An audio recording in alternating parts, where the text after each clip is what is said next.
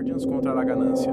Império do Brasil, 6 de novembro de 1889, 3 horas da tarde. Em algum lugar no interior de Minas Gerais.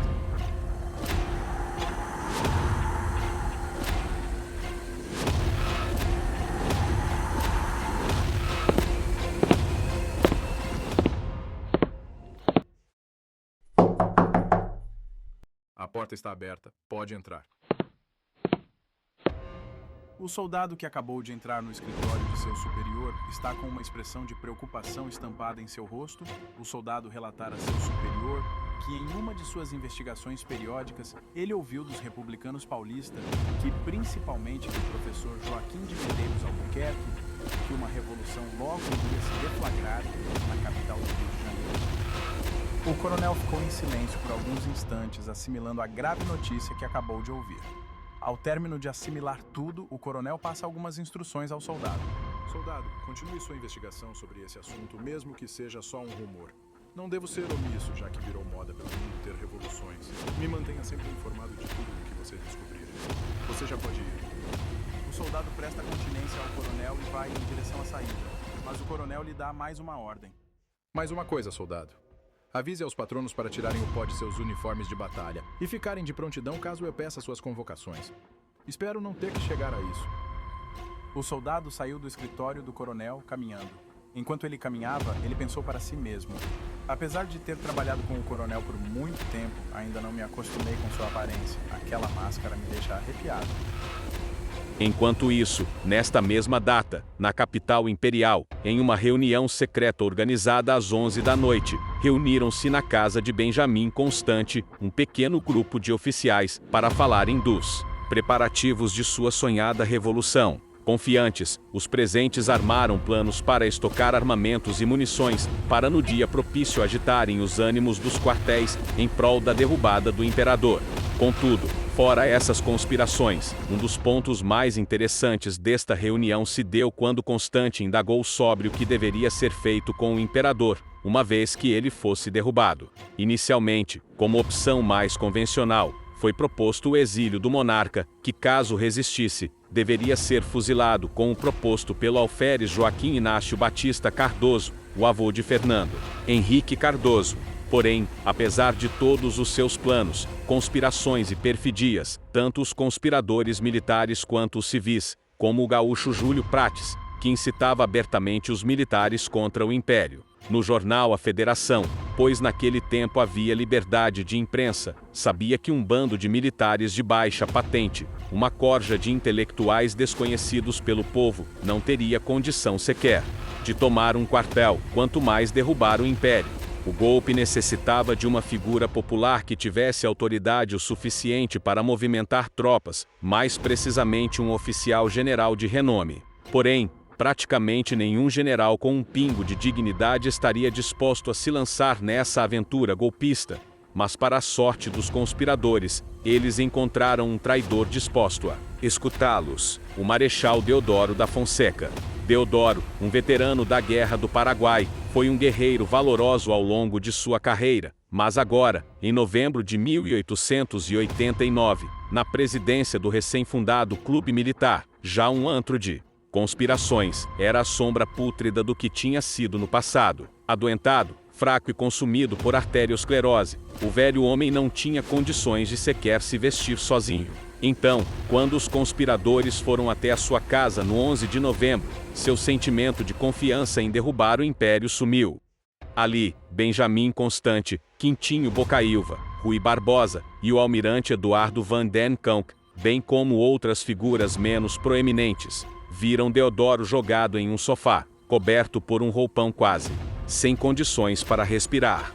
Mesmo diante disso, Constant insistiu em conseguir o apoio do decreto marechal, argumentando que estava provado que a monarquia era incompatível com o regime de liberdade política, apesar da liberdade política ser garantida pela coroa, e que o exército deveria agir para destruí-la, para assim proclamar uma república, mais uma republiqueta latrino-americana. Com o fim do pedante discurso de Constante, que até mesmo disse que após o golpe, os militares iriam se recolher em seus quartéis para entregar o poder para as lideranças civis, seguiu-se um desconfortável e longo momento de silêncio. Então, Deodoro falou: Benjamim, o velho não regula, porque se regulasse não haveria essa perseguição contra o exército. Portanto, não há outro remédio?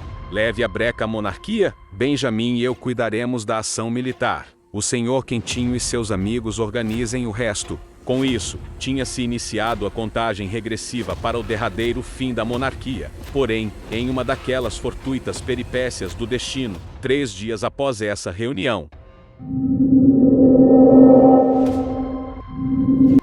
à tarde do dia 14 de novembro, Benjamim Constante, que estava retornando da casa de Deodoro, disse desolado para outros 2 conspiradores, Francisco Glicério e Aristides Lobo, que Deodoro não sobreviveria até o dia seguinte, o que, de fato, iria pôr a pique os planos do golpe. Mas, como Schopenhauer disse cinicamente uma vez, o destino são as asneiras que cometemos e, lamentavelmente, o destino se mostrou misericordioso com os conspiradores. Ao longo daquela histórica tarde do dia 14, o major Frederico Sonlen, diretamente da Rua do Ouvidor, plantou rumores tendenciosos, onde dava a entender que o governo imperial mandaria prender Deodoro, e que Afonso Celso de Assis Figueiredo, o Visconde de Ouro Preto, um estadista de alta competência, que, provavelmente por conta disso, era odiado pelo exército, planejava dissolver o mesmo, para imediatamente o substituir pela Guarda Nacional, o que era uma conspiração absolutamente descabida, inventada por Rui Barbosa, em seu artigo O Plano contra a Pátria, publicado ainda no dia 9 de novembro, no jornal O País. Ao mesmo tempo, outro inimigo da pátria, o Marechal Floriano Peixoto, que tinha se encontrado naquele dia com Deodoro, enviou uma mensagem para o ministro da Guerra, o Visconde de Maracaju, onde afirmava que o ministro poderia ficar tranquilo quanto aos supostos rumores de golpe, e que o mesmo deveria confiar nos chefes do exército. Sabendo dessa mensagem, o Visconde de Ouro Preto tomou providências, ordenando que José Miranda Osório, o chefe da polícia, descobrisse o que se escondia nas palavras acalentadoras de Floriano. Horas depois, chegou a resposta. Eram 11h30 da noite, e segundo informaram o chefe de polícia, o 2º Regimento de Artilharia, o 1º e o 9º Regimento de Cavalaria tinham se rebelado, e que a 2ª Brigada do Exército estava marchando para o campo de Santana. Em fúria, o ministro partiu para a Secretaria de Polícia, ordenando que Floriano se apresentasse e explicasse as ações que estava tomando para repelir os revoltosos. Com o Marechal ao chegar, dizendo hipocritamente que havia tomado todas as providências cabíveis. Neste momento de crise, Ouro Preto tomou uma decisão sábia, se aquartelando no Arsenal da Marinha, sede do Comando Naval Imperial, de onde despachou às 3 horas da madrugada um telegrama para Dom Pedro II, que estava em Petrópolis, contando ao velho e cansado imperador, que jazia enfraquecido pela diabetes, sobre as ações de insubordinação nos quartéis, num tom que dava a entender que o político tinha tudo sob controle, algo que ele não tinha. E para tornar a situação ainda mais calamitosa, quem recebeu a mensagem de Ouro Preto foi o médico pessoal do imperador, Cláudio Mota Maia, que tolamente decidiu não avisar ao monarca sobre o que estava acontecendo no Rio de Janeiro.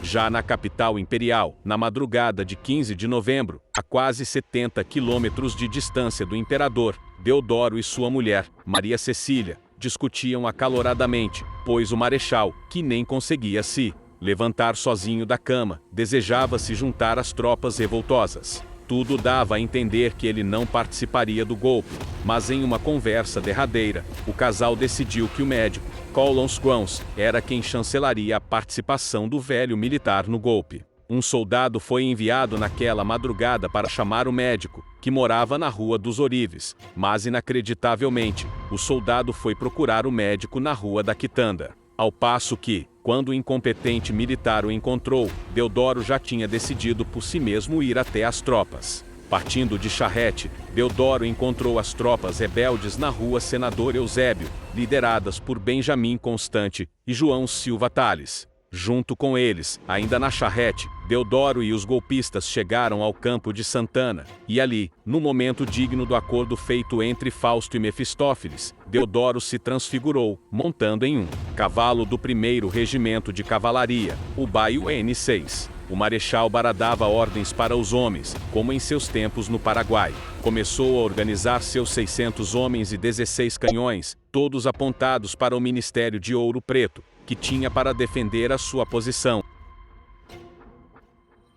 Formados por um amontoado pouco coeso de marinheiros, bombeiros, policiais e soldados, que eram comandados pelo general outro conspirador, que após uma pequena confusão, causada pela desconfiança que Deodoro nutria por ele, entregou suas tropas ao comando do Marechal. Vendo esses acontecimentos, o Visconde de Ouro Preto, que havia se transferido do arsenal da Marinha para o quartel-general do Exército, dava ordens enérgicas dentro do prédio, ordenando que Floriano agisse de algum modo, sem no entanto ser obedecido. Em uma última tentativa, o político disse que a artilharia inimiga poderia ser facilmente derrotada num ataque de baionetas, como os soldados imperiais já tinham feito antes no Paraguai, em situações muito mais adversas. Porém, nessa hora de crise, Floriano finalmente tirou sua máscara, dizendo para o ministro que era impossível para seus homens lutarem como no Paraguai, em uma das frases mais cínicas da história do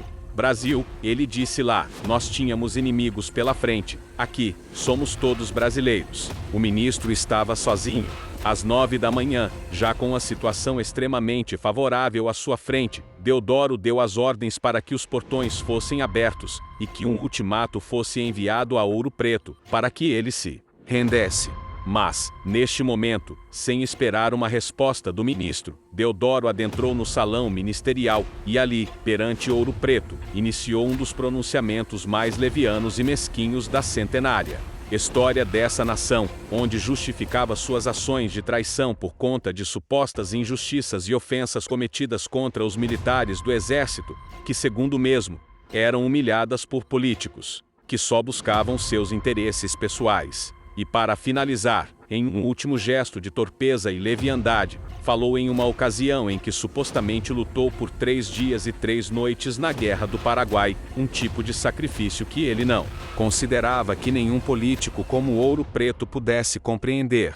Não é só no campo de batalha que se serve a pátria e por ela se fazem sacrifícios. Mas, oratória alguma teria poder de ajudá-lo agora? Deodoro deixou muito claro que o ministro estava demitido, mas, em um gesto no mínimo ambíguo, afirmou que o novo governo seria organizado de acordo com uma lista que ele levaria até o imperador Ouro Preto, cabisbaixo, respirar fundo e proferir as seguintes palavras para Deodoro: eu realmente achei que poderia resolver toda essa situação sozinho, mas não foi como eu queria. Você me disse que não tem a quem eu possa pedir ajuda, mas sinto em lhe informar, você está muito enganado quanto a isso. Eu só preciso falar as seguintes palavras: Ave Glória, Ave Império, e essa situação toda mudaram.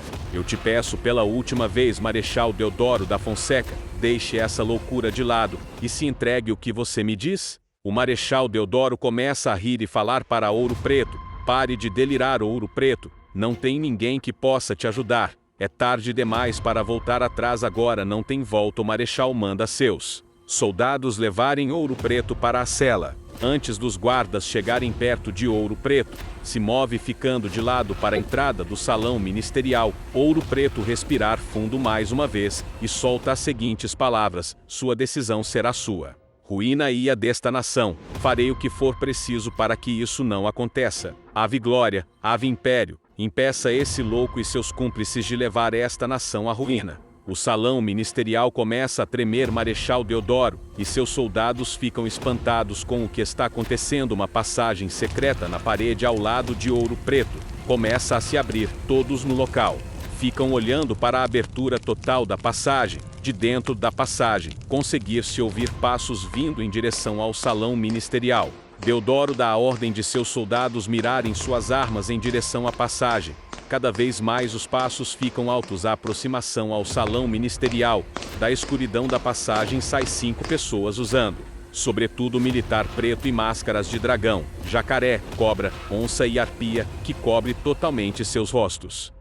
As 5 pessoas começam a se aproximar de Ouro Preto e ficam em uma fileira à sua frente. A pessoa com a máscara de dragão olha na direção de Ouro Preto e fala: Você fez a coisa certa, o patrono do dragão está do seu lado. Deixe que eu e minha equipe resolvamos essa situação com eficiência, tirando o lixo da frente de uma vez.